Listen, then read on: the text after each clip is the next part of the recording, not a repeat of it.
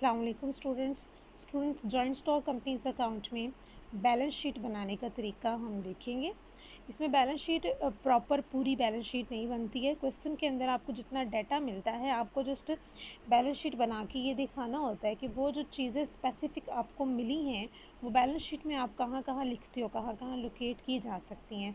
तो सबसे अहम हिस्सा जो है balance sheet joint stock companies का, दैट इज़ ऑथराइज्ड कैपिटल।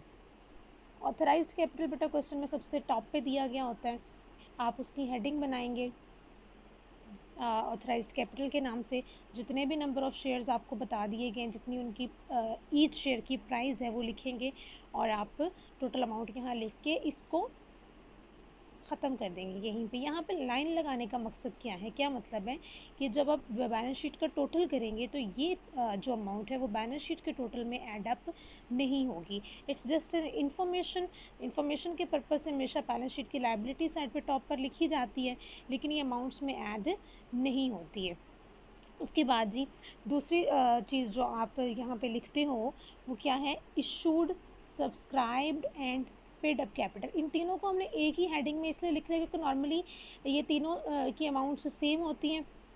आप शेयर्स ऑफ़र करते हो, सेम शेयर्स के लिए आपको एप्लीकेशन रिसीव हो जाती हैं या फिर आप उनको खुद ही कैंसिल आउट कर लेते हैं। अगर आपके पास एक्स्ट्रा आ जाती हैं आप रिफ़ंड कर देते हैं। अगर आपके पास कम एप्लीकेशंस आती हैं तो आपके अंडर राइटर्स उनको ले लेते हैं इस तरह से। और पेड अप कैपिटल मीन्स कि पेमेंट हो चुकी है उसके अगेंस्ट, तो एप्लीकेशंस के साथ आपकी मनी भी रिसीव हो जाती है। इसलिए हम इन तीनों चीज़ों को एक ही हेडिंग में लिख लेते हैं। एक तरीके का ये है कि आप अपने इशूड कैपिटल को अलग हेडिंग के साथ लिखिए। In that case issued capital भी ऑथराइज्ड कैपिटल की तरह से ही डील होगा। आप उसकी भी अमाउंट इस तरह से लिखिए, उसके नीचे लाइन लगा देंगे कि ये टोटल के अंदर शामिल नहीं किया जाएगा। नॉर्मल तरीका लिखने का जो ट्रेंड में है वो यही है कि आप इन तीनों चीज़ों को सेम अमाउंट के साथ सेम हेडिंग के अंदर लिख लें। अब इसके बाद आपको जो करना होता है, क्वेश्चन की सिचुएशन के मुताबिक प्रॉब्लम में आपको जो इन्फॉर्मेशन दी गई है आपने उस तरह से लिखने हैं। आपने जो शेयर्स जनरल पब्लिक को इशू किए हैं वो आप अलग से लिखेंगे। जितने भी नंबर ऑफ़ शेयर्स हैं, जितने भी उसके ऊपर उसकी जो वर्थ है, हमेशा पार वैल्यू के साथ आप यहाँ पे लिखोगे।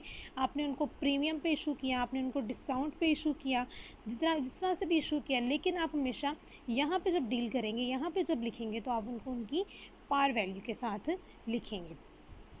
अगर आपने प्रमोटर्स को इशू, आपने जनरल पब्लिक को इशू किए तो आप जिस तरह से लिखेंगे the dash number of shares at the rate of 10 100 each, जितने भी उसकी प्राइस है।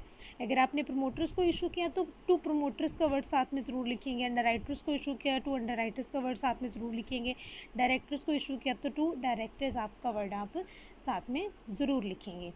इसके अलावा जो प्रीमियम है, जो एक्स्ट्रा अमाउंट हम रिसीव कर लेते हैं वो हम कहाँ पे लिखेंगे, तो लाइबिलिटी साइड पे रिजर्व्स की हेडिंग बनाएंगे और उस हेडिंग के अंदर आप premium on issue of shares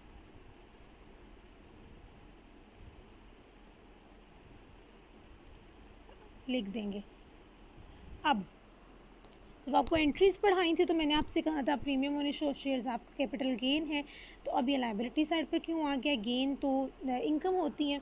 तो बेटा गेन बताया था, ज़रूर बताया था, लेकिन गेन के साथ क्या वर्ड इस्तेमाल किया था, कैपिटल गेन। तो जितने भी कैपिटल गेन्स होते हैं आपके, वो तमाम तर अमाउंट्स को आप कंपनी में फ्यूचर में इस्तेमाल करने के लिए बचा कर रख लेते हैं। तो नाउ जब आपने किसी ख़ास मकसद के लिए पैसे बचा कर रखे होते हैं तो वो आपकी ज़िम्मेदारी होती है कि वो तमाम का तमाम पैसा आप उसी मखसूस मकसद पर इस्तेमाल करें, इसलिए वो ज़िम्मेदारी आपकी लायबिलिटी साइड पर शो की जाती है। तो रिज़र्व्स की हेडिंग में premium on issue of shares, जितनी भी आप एक्स्ट्रा अमाउंट रिसीव कर रहे थे वो आप यहाँ पे मेंशन कर देंगे। यहाँ पे नंबर ऑफ़ शेयर्स लिखने की ज़रूरत नहीं है, डायरेक्ट जितनी टोटल अमाउंट आपने एंट्री में लिखी है वो यहाँ पे उठा के आप लिख देंगे। तो लाइबिलिटी साइड पे जितनी मैक्सिमम चीज़ें इस चैप्टर के अंदर आ सकती हैं वो मैंने आपको बता दी। अब एसेट साइड पे क्या क्या हो सकता है जी, एसेट साइड पे सबसे पहले तो आपके डेफर्ड कॉस्ट या फिक्टिशियस एसेट के नाम से आप अपने प्रीलिमिनरी एक्सपेंसेस को डील करेंगे। अगर क्वेश्चन के अंदर मौजूद हैं तो लिखेंगे, मौजूद जो डाटा क्वेश्चन के अंदर मौजूद नहीं है उसको आप स्किप करते जाएंगे, जो मौजूद है जस्ट वो आप लिख लेंगे। अब यहाँ पे आप फिक्टिशियस एसेट का वर्ड भी यूज़ कर सकते हैं, आप यहाँ पे अपनी डेफर्ड कॉस्ट का वर्ड भी यूज़ कर सकते हैं। सिंपल सी बात है, मतलब क्या है इसका, ये आपका वो खर्चा है जो कि वक्त के साथ आहिस्ता आहिस्ता राइट ऑफ कर दिया जाता है। ये आपका खर्चा है जिसने आपको आपका बिज़नेस खड़ा करके दिया है, लेकिन इसके बदले में आपके हाथ में कोई टेंजिबल एसेट नहीं आता है, जिसको डेफर्ड कॉस्ट कहा जाता है। ऐसी कॉस्ट या ऐसा एसेट जो इसके बदले में आपको कोई टेंजिबल एसेट तो नहीं मिलता, लेकिन ये आपको बिज़नेस को प्रॉफिटेबल बनाता है और वक्त के साथ साथ इसको हम राइट ऑफ करते जाते हैं, ख़त्म करते जाते हैं। तो ये आपकी डेफर्ड कॉस्ट के अंदर या फिक्टिशियस एसेट के हेडिंग के अंदर आपकी प्रीलिमिनरी एक्सपेंसेस लिखे जाएंगे। जितनी भी उसकी अमाउंट होगी, आपने उसके अगेंस्ट प्रमोटर्स को जो भी इशू किया वो लिखने की ज़रूरत नहीं है। जस्ट प्रीलिमिनरी एक्सपेंसेस की डायरेक्ट अमाउंट आप यहाँ पे लिख देंगे। इसके अलावा मैंने आपको बताया था कि हम एसेट्स के बदले में शेयर्स के बदले में कोई ना कोई एसेट, बिल्डिंग, मशीनरी या फर्नीचर वगैरह ले लेते हैं, तो वो आपके लॉन्ग टर्म एसेट्स हैं। तो वो अगर वो क्वेश्चन के अंदर मौजूद होंगे तो आप लॉन्ग टर्म एसेट्स को पहले लिखेंगे, डेफर्ड कॉस्ट को बाद में लिखेंगे। फिक्स्ड एसेट्स के नाम से लिख सकते हैं आप उनको। हेडिंग बनाएंगे, हेडिंग आप मार्कर से बनाते हैं, हेडिंग आप पॉइंटर से बनाते हैं, जैसे भी बनाते हैं वो आप पे डिपेंड करता है। थोड़ा उसको हाईलाइट कर दें। फिक्स्ड एसेट के नाम से जो भी आपने एसेट ख़रीदा शेयर्स के बदले में, वो आप यहाँ पे लिख देंगे, उसकी अमाउंट यहाँ लिख देंगे, बिल्कुल इसके सामने जितनी भी अमाउंट होगी। इसके अलावा आपका जो इसके क्वेश्चन के अंदर इंपॉर्टेंट चीज़ आती है, that is discount on issue of shares. बेटा आपने premium on issue of shares अगर लाइबिलिटी साइड पे लिखा था, तो आपने discount on issue of shares अपने एसेट साइड पे लिखेंगे। अब ये तो एक्सपेंस है, तो इसको एसेट साइड पे क्यों लिखेंगे? Because it's a capital expense. ये आपका day to day normal business का एक्सपेंस नहीं है। इनफैक्ट ये आपका कैपिटल से रेलिवेंट एक्सपेंस है, इसलिए आप इसको यहाँ पे लिखेंगे। यहाँ पे लिखने का मकसद क्या है जी, क्योंकि ये जो डिस्काउंट आपने ऑफ़र किया था लोगों को, जो खर्च आपने बर्दाश्त किए, ये आपके बिज़नेस को इन फ्यूचर प्रॉफिटेबल बनाएगा, ये आपके बिज़नेस को फ़ायदा देगा, क्योंकि इसी डिस्काउंट ने अट्रैक्ट किया है इन्वेस्टर्स को कि वो आपके शेयर्स बाई करें। Discount on issue of shares, जितना भी डिस्काउंट था टोटल आप यहाँ पे लिख देंगे। इसके अलावा आप करंट एसेट्स की हेडिंग देंगे, और करंट एसेट्स की हेडिंग में आप अपना बैंक बैलेंस लिखेंगे। तो आपके बैंक बैलेंस में जितने भी पैसे आए वो तमाम के तमाम आप यहाँ पे लिख देंगे।